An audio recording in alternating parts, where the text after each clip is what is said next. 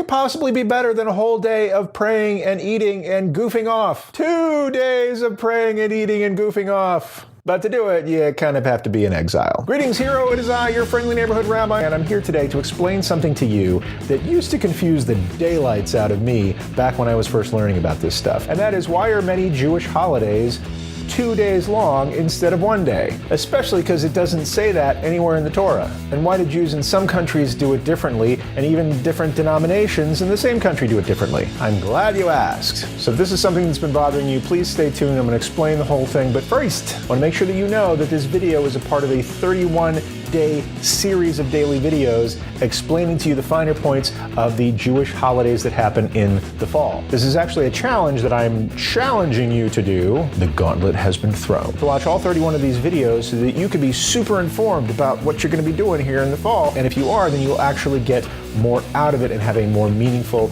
and joyful experience. To join that challenge, just click on the first link that you see in the show notes below. You'll then immediately get a downloadable 2-page guide to the Jewish holidays that I prepared just for you, with an explanation of all the major Jewish holidays and when they fall according to the secular calendar in the coming year. You'll also get links to all of the videos in this challenge, and at the end, you just may win a starter Jewish library. But enough about that. Let's get back to the topic at hand, and that is, why do some Jews celebrate holidays for 2 days instead of 1 day? And some don't. This all goes back a couple of thousand years or so. I talked about in another video, which is also linked in the show notes below, about the Hebrew calendar and how the months in the Hebrew calendar are lunar months. That is, each calendar month would begin when the first sliver of the new moon appeared in the sky. And before the leaders and experts in the Jewish community had fancy pants, slide rules, and spreadsheets and stuff to calculate this, they would actually trust the expertise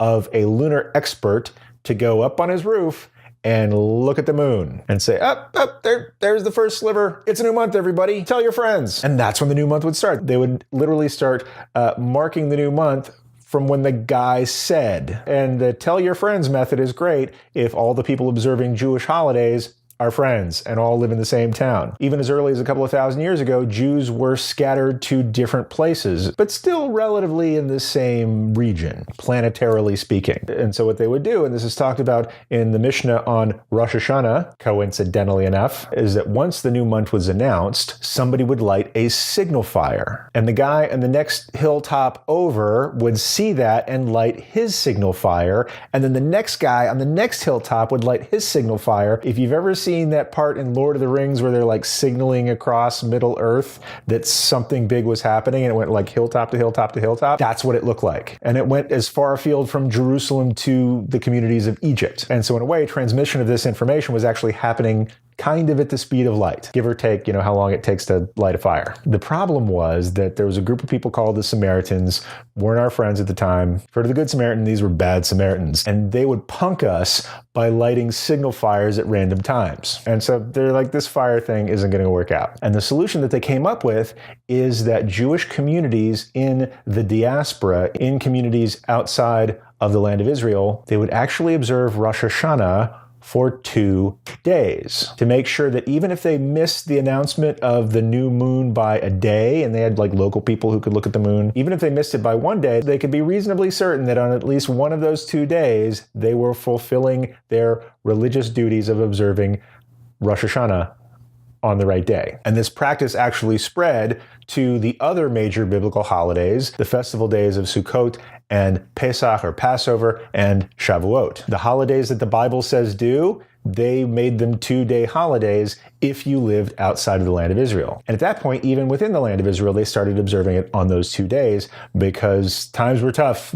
Moon experts were in short supply, and the Romans and the Byzantines and others were kind of breathing down our necks. Later on, when Jews returned to the land of Israel in greater numbers, it became the common practice in Israel to go back to only observing the number of days that it said in the Torah. But if you lived outside of Israel, traditional communities would observe 2-day holidays. It also occurred that with the relatively modern return to the land of Israel. The reform movement within Judaism in places like Germany and America said, we're inspired by that. We're going to go back to the biblical way of doing it too. And so even in America, conservative and Orthodox Jews will celebrate 2 days of a particular holiday, and Reform Jews will only celebrate 1 day of that holiday. And Jews in Israel, by and large, observe 1 day of those holidays that might be split into 2. Now, there are a couple of important exceptions to this, and it just so happens that they're coming up soon. The first is that even for people who've gone back to celebrating only 1 day of a given holiday, Rosh Hashanah is still celebrated for 2. And in Jewish law, it's considered like one long day. And so for people in the land of Israel, Rosh Hashanah is still a 2-day holiday, even though most of the other holidays have gone back to 1 day. The second upcoming exception is Yom Kippur. Yom Kippur